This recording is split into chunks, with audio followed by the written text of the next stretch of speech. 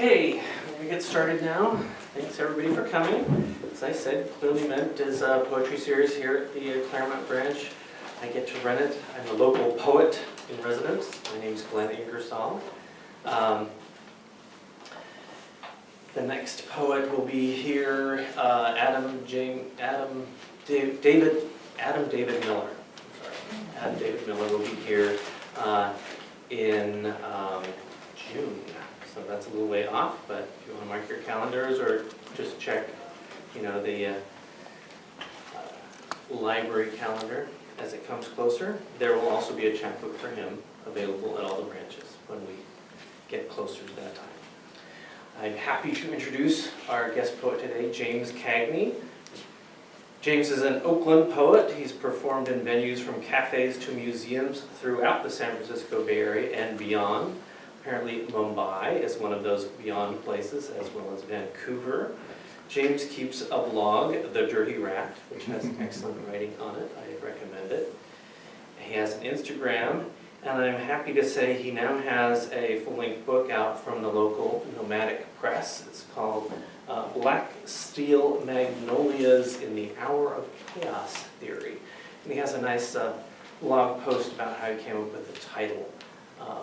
So I recommend you go to dirtyrat.com. James Cagney, please welcome.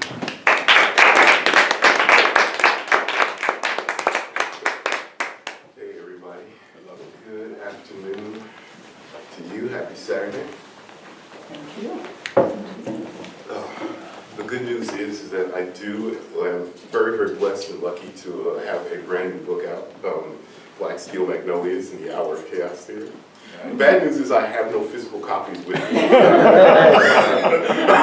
but they're all available online through a Nomadic's website, through nomadicpress.org. So there's that. And we'll see if we can bait you to go Google that book later.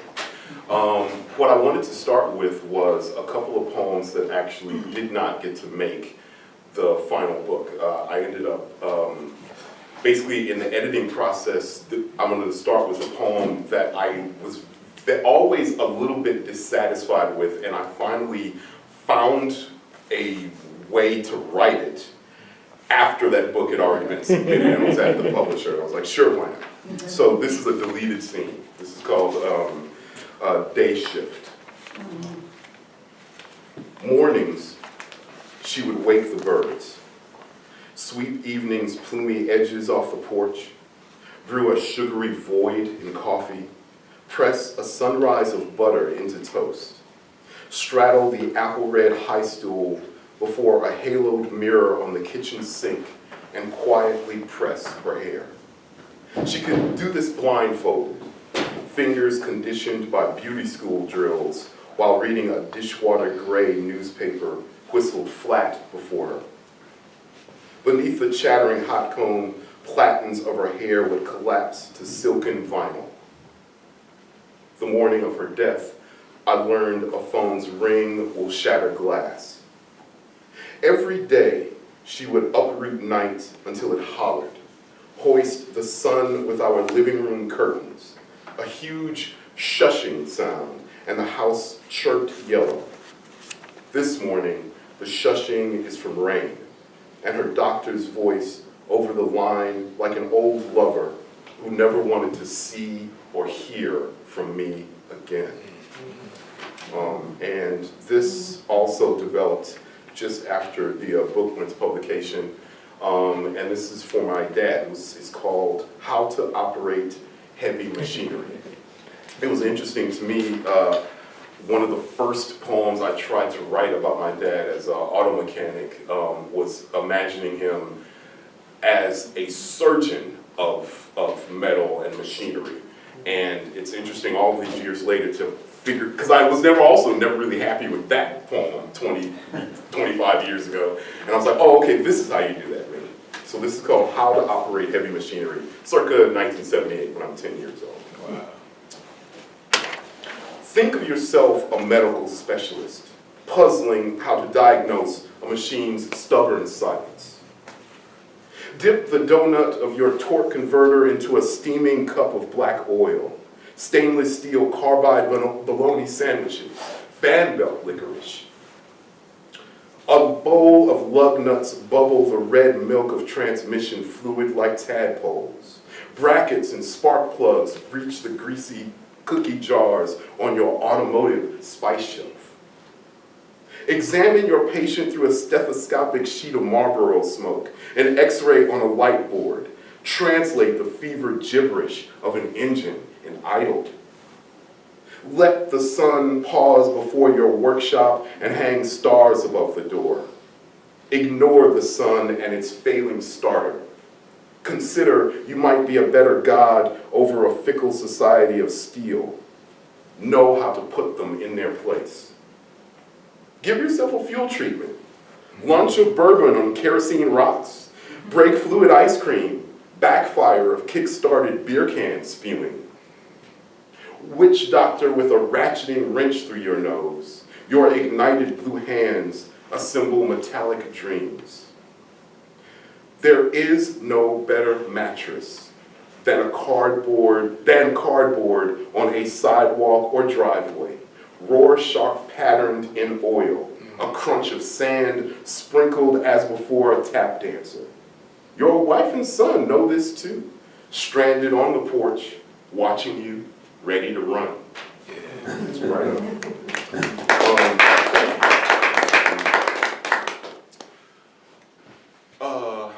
Maybe this will come up in conversation later. But when I'm about 30, 31, somewhere in there, I am at my biological mother's house for the very first time, really living there as a resident. One of my older sisters comes into the bedroom that I'm using after I come home from taking classes at Sac City College. She just has that personality. She barges into the room and she's like, "Boy, what is you in here doing?"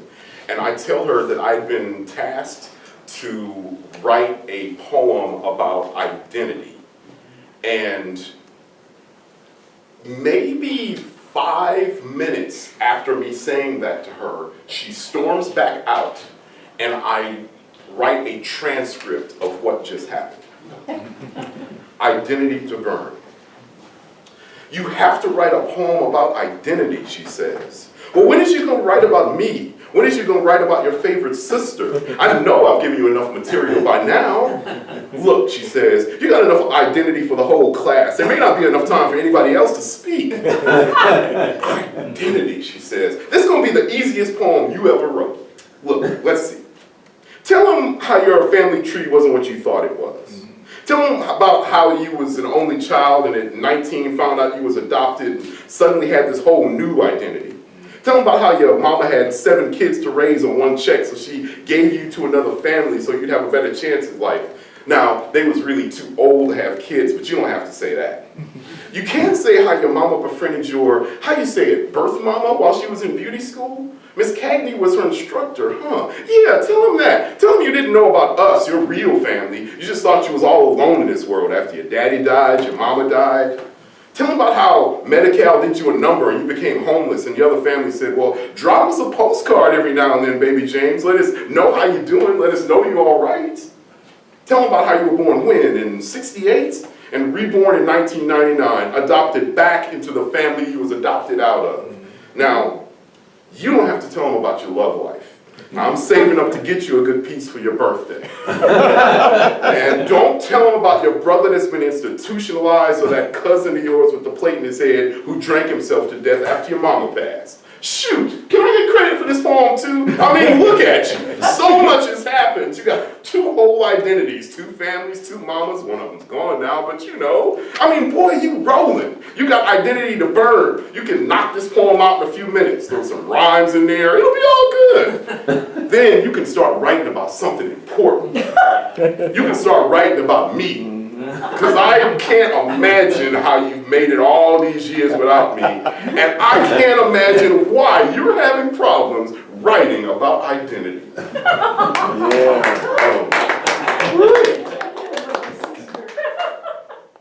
My father, which is to say the father that raised me, my adoptive father, when I was a kid, he periodically would tell this story about how I was born. That was not storks in his story. His story was that he and my mom were fishing and they saw this baby floating on a log coming down the river. And he threw a fishing line out and reeled the log in, and he was like, "Hot damn, they have a baby." And my mom would laugh at that, and I would also laugh at that until I realized many years later what the punchline actually really was. So this is a blues form, which I like. I'm surprised I haven't done this more often. Kind of grown from that story, memory. This is called Bad Luck John. Mama laid me cross a log, let the river carry me down. Mama laid me cross a felled log, let the river carry me down. I'm going back to that river where my mama let me drown. Daddy's seed, hot as brandy, I was sprouted on a bed of shame. Daddy's secret burned like brandy, I was made in quiet shame. Mama hated what waited in her belly, and the Lord never knew my name. Swaddled in Bible leaves, the deacon told me to pray. Deacon Murray fed me Bible leaves, told me I got to pray. His holy water caught fire, and his church melted away. I am Bad Luck John. Devil, kneel on one knee. Call me Bad Luck John. Devil, get down on one knee. God won't spit my name, and Satan prays to me. Wow. And a friend of mine, years ago, after I started going to a workshop, and I'm texting back and forth with her, she once asked me a prompt, which is, what happens to the child that you once were? Is that child still alive and active, or has that child grown up, gone on, or is vanished or whatnot? And ultimately, this became my answer. This is called Incubators of the Damned. Was there ever a child here? Conceived by loneliness and booze, when love was lost to us, brewed in the awful solitary of a motel womb, growing like a weed on the white tongue of an alcoholic's promise? Was there ever a child here for these hand-me-downs of neuroses who understood our need for whiskey, for madness, who understood our need for a God to cuss and pray to in equal measure? Was there ever a child here in the seam between recipe and memory, collaged from the spare parts of whipped ancestors, hitchhiking on Texas highways with open wound sunsets riding shotgun, strolling hungry along riverbanks, moaning their philosophy of flies, masturbating in the unique silence of a loveless house? But this child, when does life begin? To whom does life belong? When does a mother have the right to say no? Whose child is this? Who claims this child? Was there ever a child here to take care of us as we awoke saluting death from our throats, praying to true blackness in colored ribbons of mucus long as choir robes, stranded on warmed schoolyard benches where even kids ridiculed for being poor dare not approach, printed on cartons, recalled for undrinkable milk, squirming and kicking in an unclaimed crib, no number, placed here alone as if by miracle.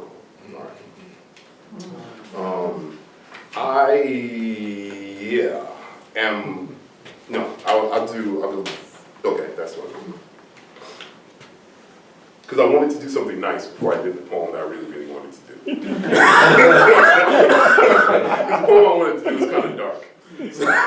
So this is called The Fire in Her Eyes Redefines an Apple. The ritual of fruit begins again in June, when buckets of smiling plums and blistered peaches arrive for her in cars, altering our kitchen into a steaming workshop. Soon blackened pots boil with life's winter blood. She quickly buries the dead in a cemetery of sugar where apricots and pears await to be baptized and born again as jam and jelly. Late summer brings chopped cabbages, cucumbers, and ancient spices, all bathed in a sauna of hot vinegar and crushed red peppers. The walls of our kitchen come alive with the sweat of our ancestors who live again through recipes. The dead continue to feed the living with greasy fingers, stuffing our mouths with history's sweet cuisine. Mama leads us to her garden and motions over a brief field of greens, their vibrant tongues lapping sunlight like thirsty dogs. She tells us this is a lost art and warns that our wives will be useless to our children. Weeping, she presents the bouquet of her hands, fragrant with 40 years of stewed tomatoes, summer squash, sweet corn, and candied yams. She forecasts her death and instructs us to sprinkle her body with salt until her skin appears wild with dandelions. Place her in our biggest pot and simmer to a low gravy. Seal her in a glass jar tomb. Store her in a cool, dry place, and wait until the fog of poverty settles in the valley of our ignorance, when there is only rainwater, credited bread, and the memory of meat. And this is called pneumonia or cognac for water.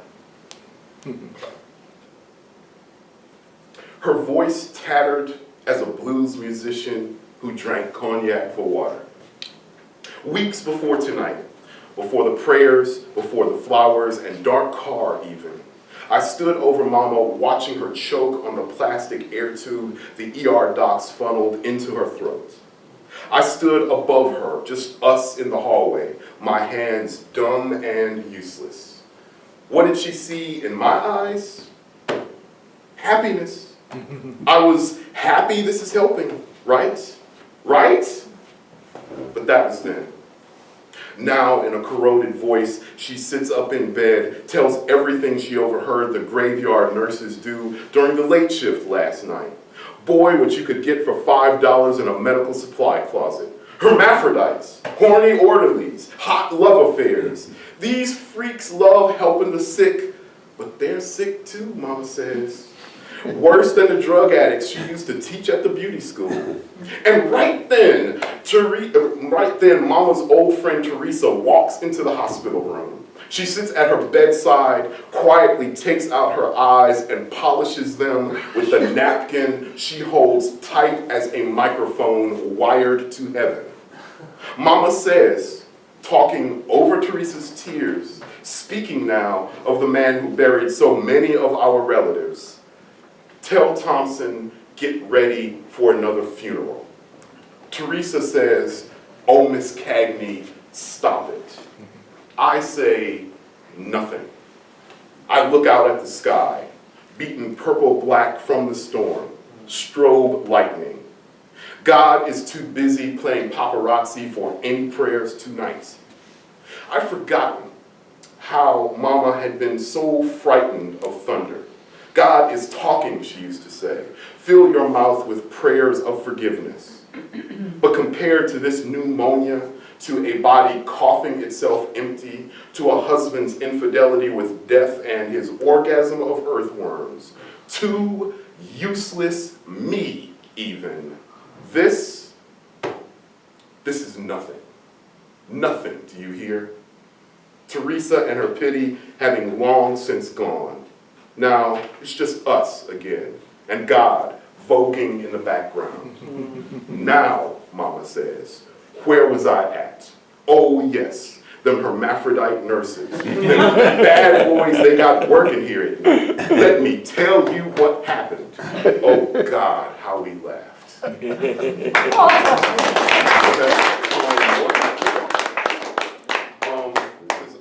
I promised to do two and I only found one, so we'll do one to end. This, by the way, is a pantoum. It's a specific form why it's a repetition. called Sandwich School. Give me a turkey sandwich with everything, no onions. I don't want them things, what's that? Red bell pepper tastes like water, nasty. And pickles, I want pickles, extra pickles. I don't want them things, what's that? Olives is nasty, yellow cheese, the yellow kind. What kind of bread is that, brown? Did y'all put honey mustard? I'm watching y'all. Olives is nasty, yellow cheese, the yellow kind. What kind of bread is that, brown? Did y'all put honey mustard? I'm watching y'all. Look, ain't you been to sandwich school? Damn. What kind of bread is that, brown? That's too much lettuce, that don't look right. Ain't you been to sandwich school? Damn. I'm allergic to tomatoes, oh hell no. That's too much lettuce, that don't look right. Red bell pepper tastes like water, nasty. I'm allergic to tomatoes, oh hell no. Just give me a turkey sandwich with everything, no onions. Thank you.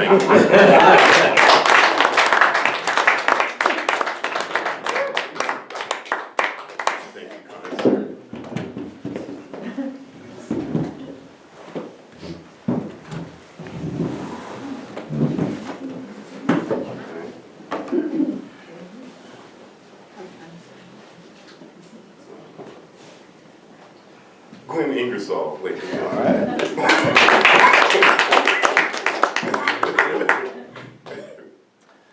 Well, this is the interview part where I get to ask you invasive questions and you pulled forth. When I first moved to Berkeley back in the early 90s, what was it, 91 or 2 or something, I started going to hitting the poetry scene, hitting the open mics and stuff.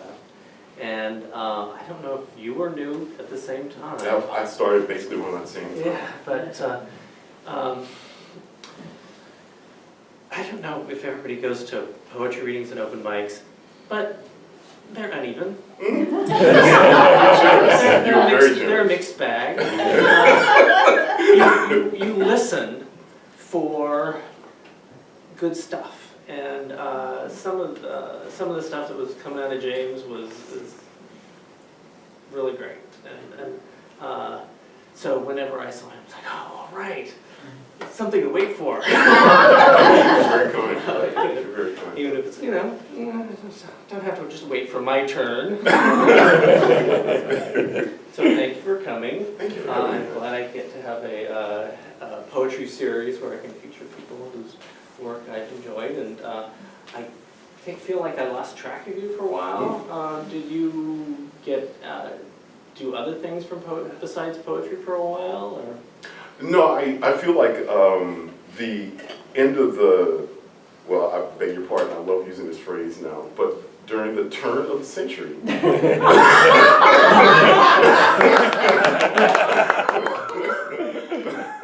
I was having some issues. A lot of people were predicting that the internet was going to crash and the world was going to catch fire. But what actually happened is that I crashed and I caught fire.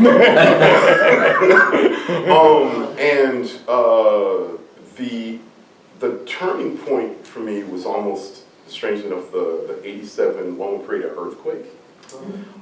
Because that caused me to kind of give up my my desire to go to college. I had tried to register at Howard University in DC, and was having these weird problems getting registered or whatnot, and I was not getting any help, and it was incredibly frustrating. My second attempt to do this was in late September, early October, and I called my parents back, and they were telling me that they were preparing to do this road trip to Texas, which made me feel wistful for being a kid, because we used to do a lot of road trips like that. And because I was having so many issues making college work out, I decided to go back home and participate in what I assumed would be the final trip that we would take. And it was, because right after that, that very next year, my dad would be diagnosed with cancer and would die in 2 years. And I ultimately would not be able to go back to college, so I stayed here to take care of my mom and did that until she passed. All during that time period, I was aware of that I was adopted. And when my mom finally died, the city of Oakland reclaimed the house and sold it out from under me. But I did have a place to go, apparently, because my biological mother was living in Sacramento. And I decided to go visit her, and I ended up staying there for just over maybe 2 years. And so that time period, and that's, Dad, then my mother, and by the time she was gone, and then I left for Sacramento, that's putting me almost like at 98, 99, somewhere in there. And so that straddle of years, I did leave the East Bay and stayed in Sac for a while. And when I came back here, it was just about the hustle of trying to find work and trying to find out where I was going to live, and I guess try to restart my life some kind of way. So I had to pull out of just being regularly seen just to figure out if I wanted to be seen by anybody at all, after going through all that. Wow. You're in a good place now, I hope. Yeah. It's you've been very active on the poetry calendar just lately, which is good to see. Yeah. This is a question that I ask everybody because I always ask it myself. It's like why? It's like not just why you got into poetry, but what poetry does for you. Why poetry? The direct answer to why poetry is that it becomes like a valve for me to release or process both my story and or whatever tensions or issues that I have. Poetry to me is not only, I guess, a sense of clarity, I guess, what I wanted to say. It's a matter of looking to a flower, to an activity, to a animal or a child, and trying to see it and render that clearly in words. And to me, it is also equally important to look at your own self, at your own tragedy, at your own experience, and try to process what that means to you and how you live from that. And the way that I was able to find was to do it through writing poetry. And writing became immediately accessible to me because, I didn't really have like a lot else. I'm not really good in athletics, so there's no real release for me in that. I did not have like a gigantic circle of friends to throw myself into. I didn't touch or mess with either drugs or alcohol until I was well into being an adult. So there was no place for me to escape, and there was nobody for me to really turn to outside of, I want to throw up the quotes here to God, and then to writing, because that was the page turned out to be the ear that would actually hear me and not judge, I guess. Mm-hmm. So there's it. Mm-hmm. Yeah. I hear church in your just not just the description of your life in your poems, but also in some of the rhythms and the forms. Can you talk about how church has influenced your writing?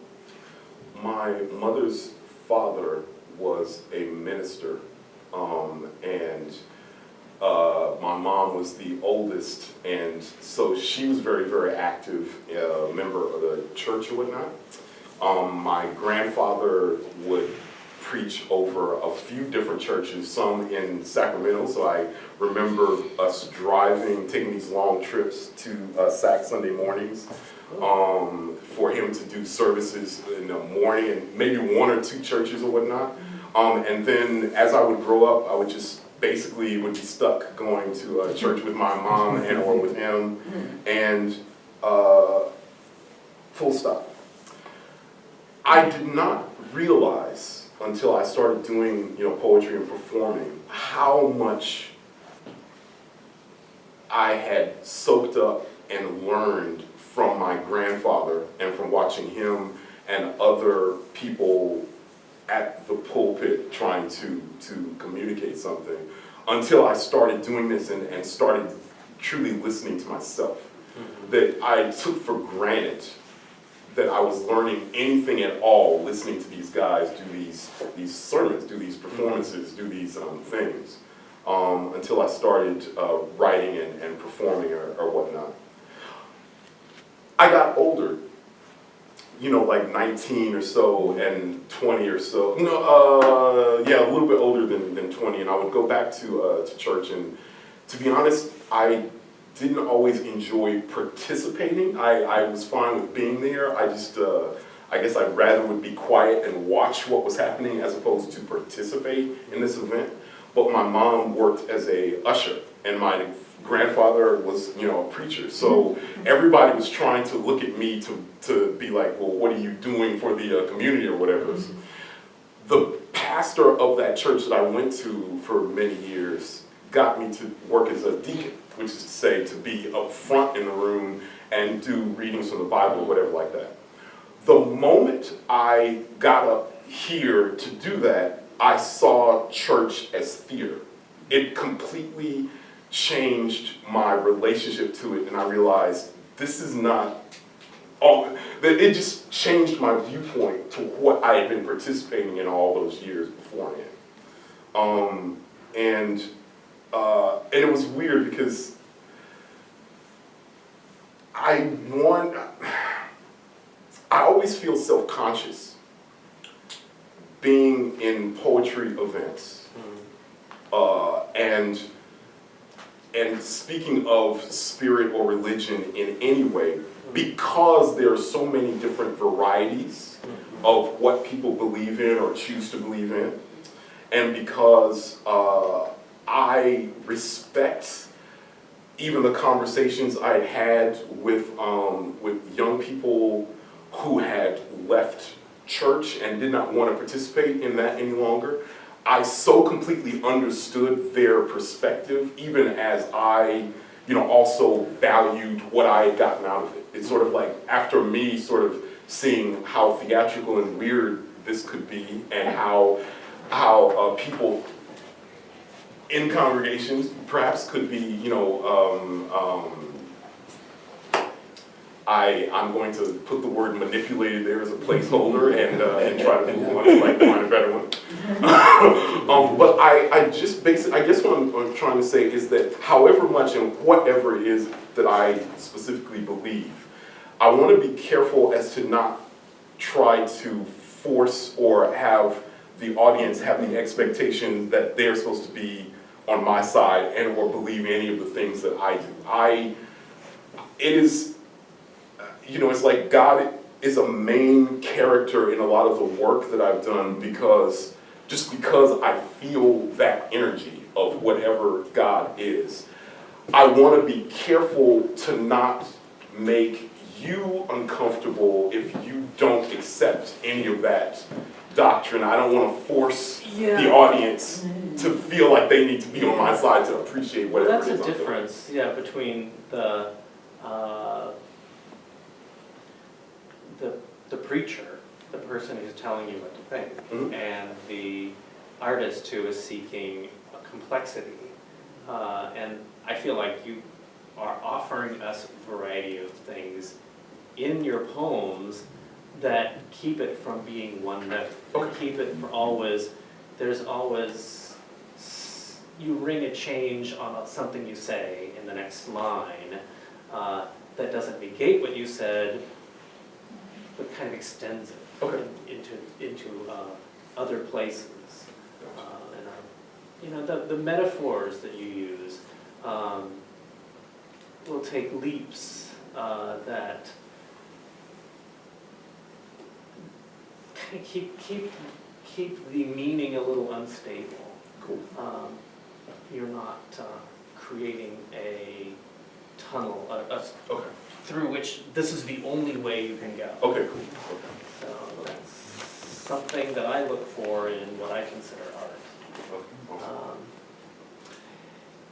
And I got started in poetry, although I knew poetry as a kid. I'd write a poem for mom, right?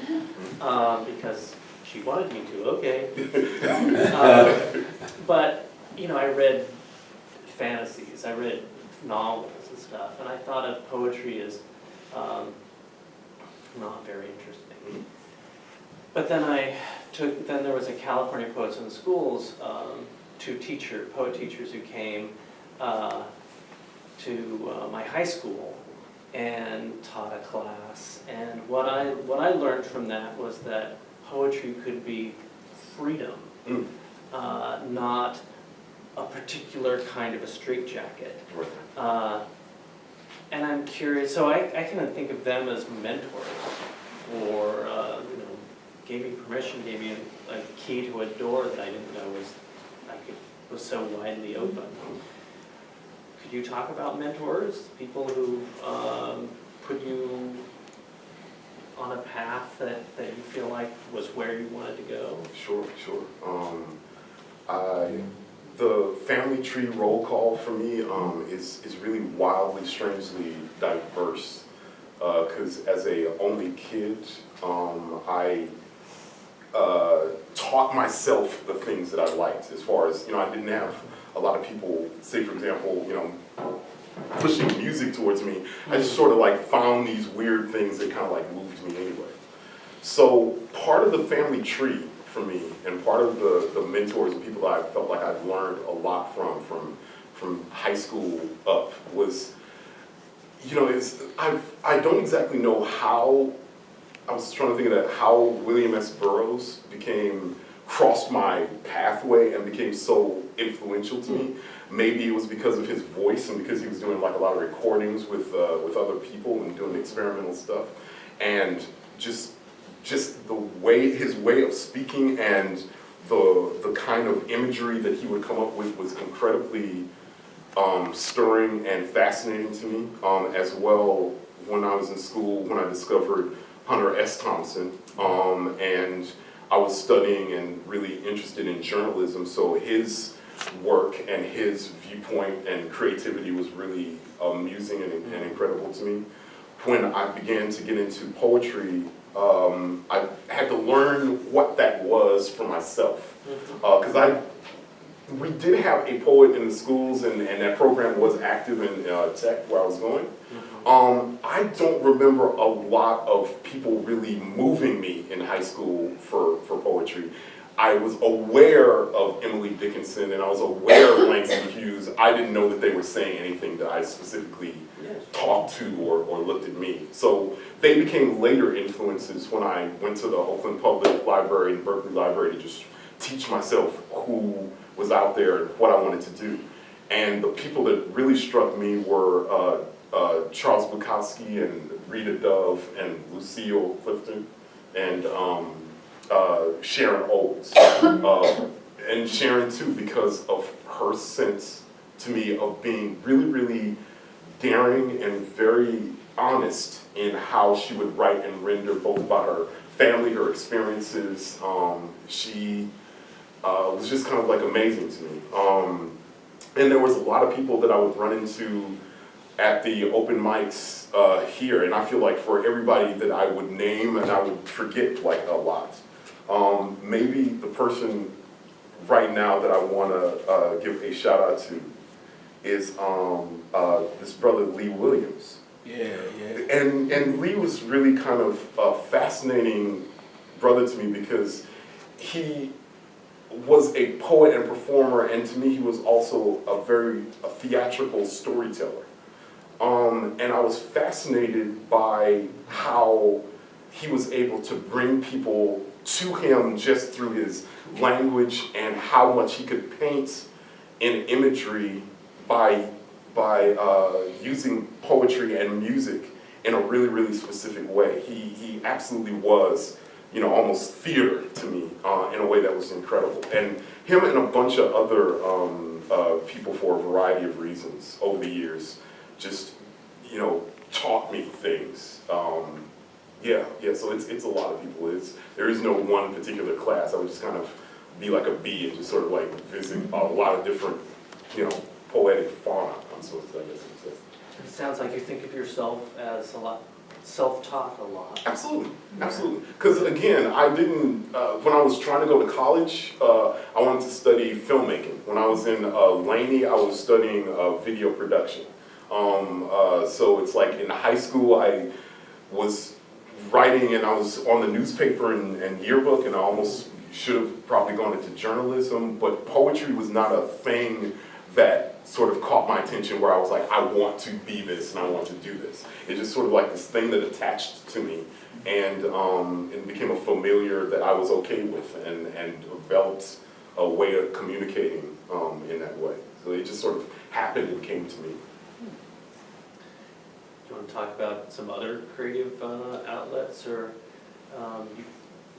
you worked a little bit in filmmaking, it sounds like.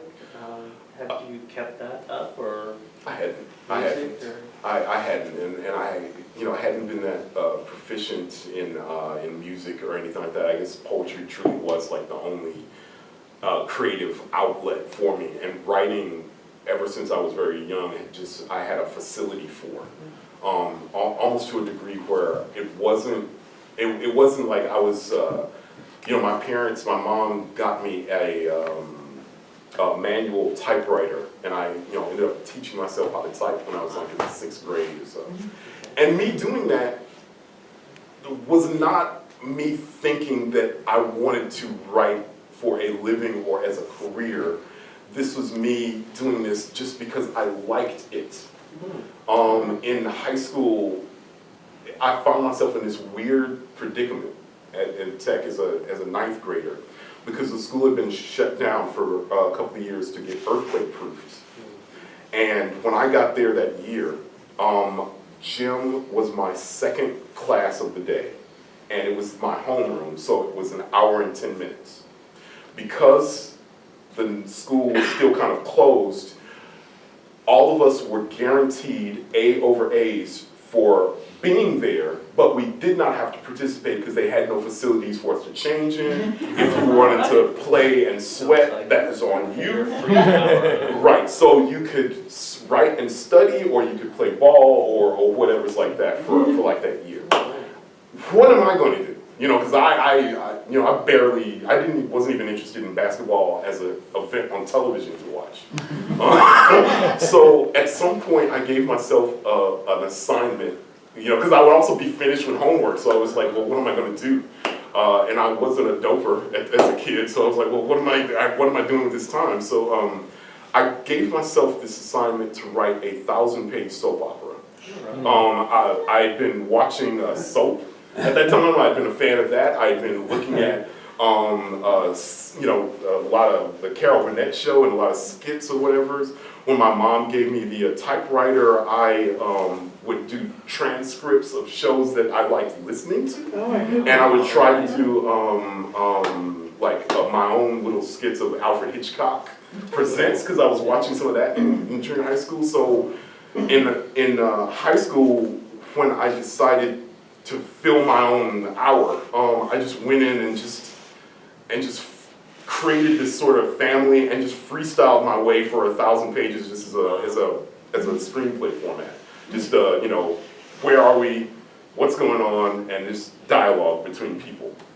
And it's actually in like a year and a half later I actually finished it. And I don't know, all of that is to say that that creativity for me is really through writing, and I've fantasized about painting and drawing, and I'm not really that efficient at it, but I just pick at it every so often. I wish I was more efficient at music or so like that, but not really. So writing is the date that brought me here. So I'm like, okay, I'll kick it. That's my ride home, I guess.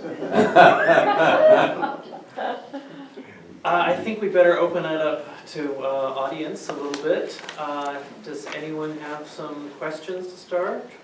Open your back. Yes, Well, please. of course, I want to know if you are going to do an audio version of the book, because your voice and the way you inflect is not captured in your writing when you read it, even though your writing is amazing, but to hear you with your cadence and the way you do it. I would absolutely love to do that. I've not pressed into manifesting that or making that happen, but I absolutely thought of that and desperately wanted to do that. Well, let's do it. Absolutely. You would be the one to do that. So you can consider this like the first pitch meeting.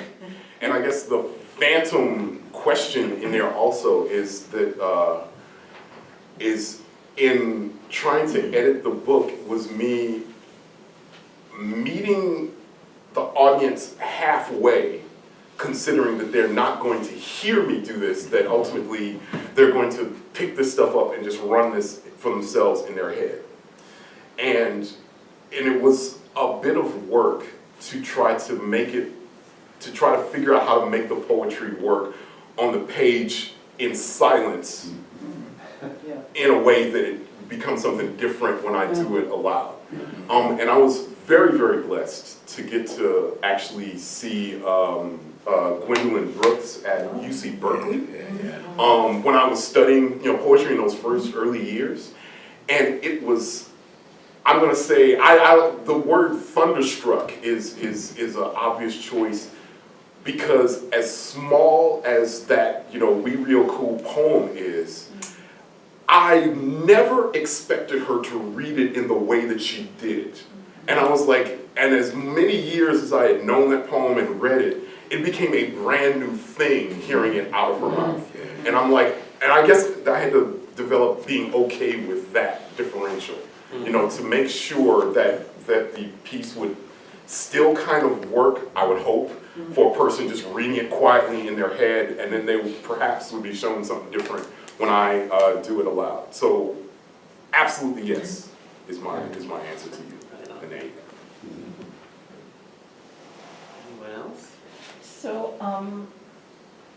I was really pleased to hear you read these poems because they became so much more personal.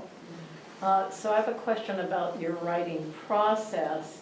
When you take deep family, emotional material, how do you process that so that you communicate it to the other? They don't know your mom, and she comes across so vividly. Is that a conscious thing, or does...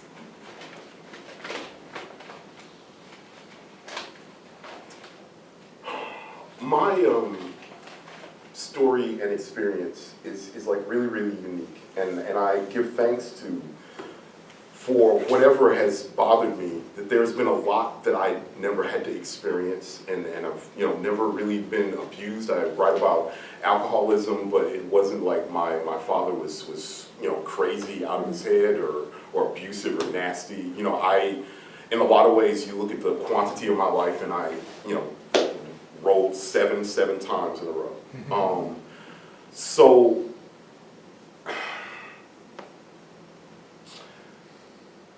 at some point, I had to make a decision to kind of, I guess, validate my own experience. And I guess what I'm trying to work around to saying is that I had to realize that by being absolutely honest and true in rendering what the experience was with any particular person, with a mother or father or just whatever, I had to realize, especially after reading all these poems and listening to people, is that if I am honest and truthful just with what it felt like in my experience, that truth or chunks of it is what gets communicated to strangers. Even if the collective all of you still have living parents or have unique relationships that don't quite jive with what my experience has been, if I am truthful, I believe, if I paint as honestly as I can what it feels like, or what I felt like, or what my experience was like, or what this person was like, that truth is what gets communicated to the audience. Even if they haven't experienced that, even if they haven't been there or stood there, or even if they may have issues even trying to apply or understand what my experience is like for themselves, I want to make sure that doesn't matter, that what really, really matters is me being honest. That it's okay that you don't know what it would feel like to be adopted or what that bifurcation of motherhood for you may be. Because I identify or define the word mother differently than you do. I define the word family differently than you do. And if I'm just honest with what those experiences and relationships are like, I feel like it's the truth that gets communicated to you, and it's the effort of creating a piece of art that gets communicated to you, not necessarily, I guess, trying to fish out your empathy for that. That I feel like if I'm just truthful, that's what gets pushed, but that what gets what gets communicated. And at some point, I also had to feel like that I guess not really having a gigantic warm family makes me feel like I don't really have like a buffer. Like I don't have anything or anybody that I can lean on to surround and protect me. So if there is no sense of protection, if I'm just out here raw, then there is nothing for me to hide. You know, that this gives me a sense of permission to be like, you know what, I'm gonna talk about my failures as much as everything else. Because why not? You know, because you may not need to communicate where you have been hurt or where you have failed or what has brought you tears. But for me, I do need to do that just to process and to hold and to validate my own self. And hopefully, which is why I gave permission to finally do the book, hopefully just in being honest, hopefully that honesty is enough. I guess is what I'm saying. That it's okay if some stuff doesn't quite jive, but as long as I feel like I or the artist or whatever is telling me the truth, that is the doorway that allows me to be in and be present with what's happening. And that honesty I'm okay with sharing, just because I've seen so many other artists put themselves out there like that. So I'm like, what am I hiding for? All of us have unique experiences. All of us been hurt in a variety of ways. All of us need to be validated and seen in a variety of ways. And this is a way for me to do that, to be seen and to be validated. And it's something I have an efficiency for. So what is there for me to hide? You know, it's like, I don't want to bullshit you. I just want to just tell the story, be honest, and get off. And then, yeah. Well, I must follow that up with saying thank you for doing that, because it pushes me to be more honest. Thank you for saying that. You know, it's a great boon to us. Yeah. Because again, you know, there's stories from a variety of people where I'm like, you know, your life is wild and something I will never truly understand. But if you actually are truthful about what it feels like for you, that is my doorway into you. You know, that's my understanding of both you and both me and both what it means for us to be in community with one another. You see any hand in the back somewhere, or? No?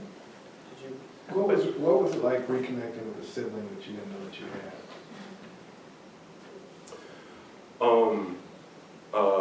I'm going to attempt to do this in less than 5 minutes. Because I could do a term paper on that answer by itself. That's right.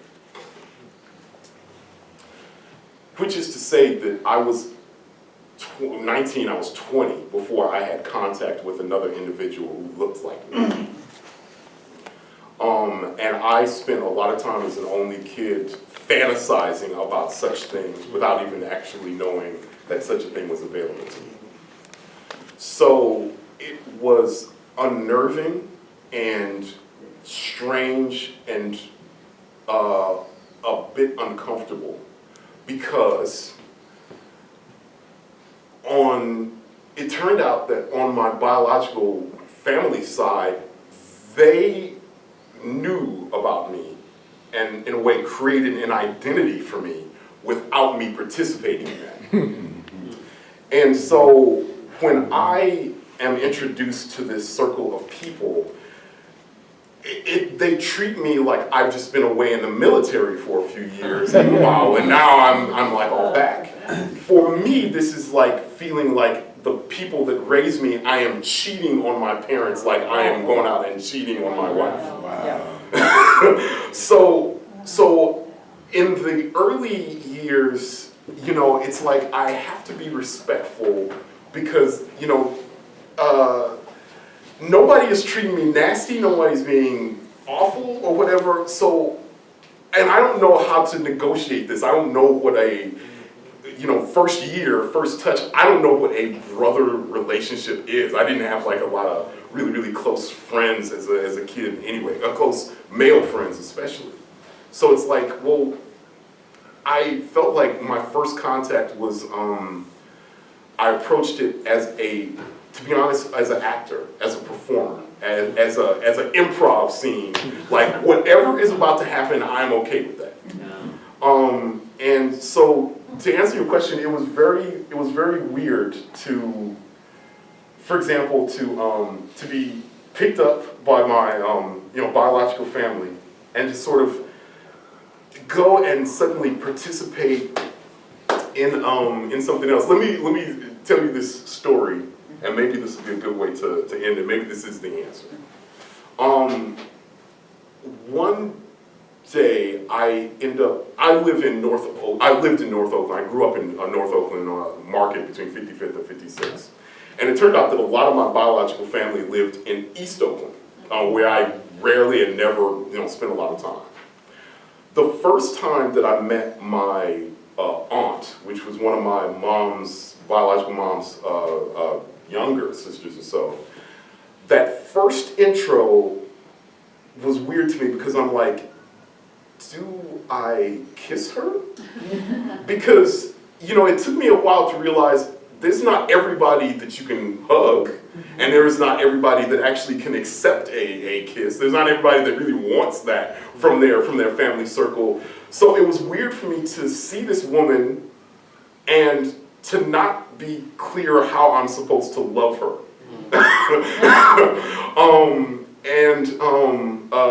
Then to meet her son, you know, sitting at the dining room table across from me, drinking beer out of this giant pitcher, and to actually for the first time recognize this dude looks like me. This is like a gangster edition of me. And it's sort of like, and you know, and he was the, you know, later that night he was the one that ended up dropping me off at my house and was like, yeah, well, I guess we cousins now. And I'm like, well, yeah, there you go, there's the label. But it's like, and maybe that's what the answer is. It's sort of like, it's me trying to deal with these appropriate labels for these individuals I'm looking at without really feeling like I am embedded and connected to these people. It is like me tagging Glenn as my cousin, and now I'm treating him this way for the rest of our relationship. Even though I kind of still don't know Glenn. It's like I've known him, I'm friends with him, but there's this thing that I feel like my heart is supposed to move to a different level to relate to this person because there is blood running similarly between us. But blood isn't all of it. You know, and what I did not recognize, and what I feel like as well, I've been, you know, studying family as an outsider, that I feel like as an outsider, I keep feeling like, you know, people don't seem to work on the relationships with their direct family in the way that they work on relationships with strangers. That we don't often take the effort to keep up a relationship / friendship with my uncle, cousin, sister, nephew in the way that I do with my friend, with my coworker, with my partner.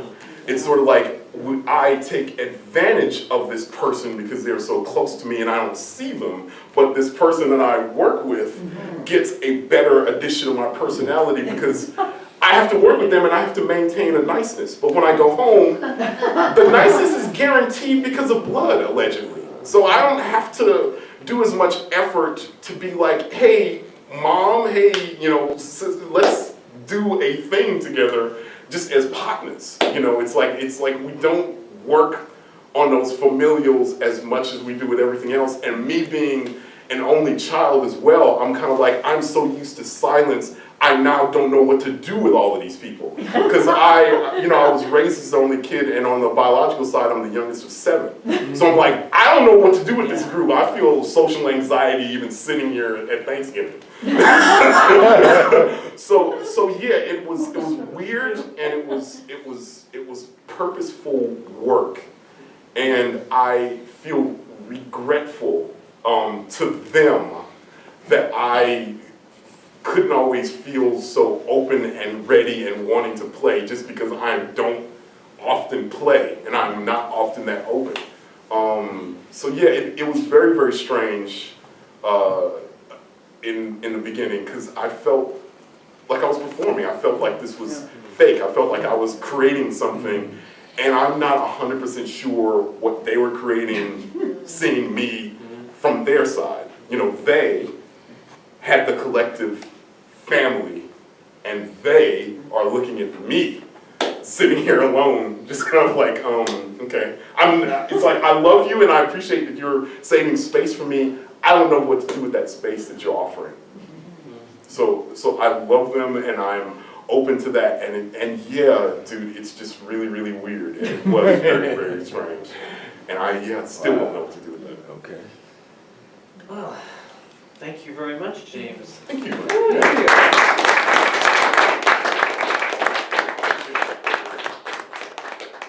Thank you for everyone for coming. Hang out if you like, and we do have this in the collection, so it is currently checked out. And it has a hold on it. Don't put yourself on the holds queue. Oh my. Yeah, nomadicpress.org is where it can be found in other bookstores here around the East Bay. So there you go. So thank you guys too for coming out. Thank you. Thank you for that. I'm going to read your... I did. personal, Oh, this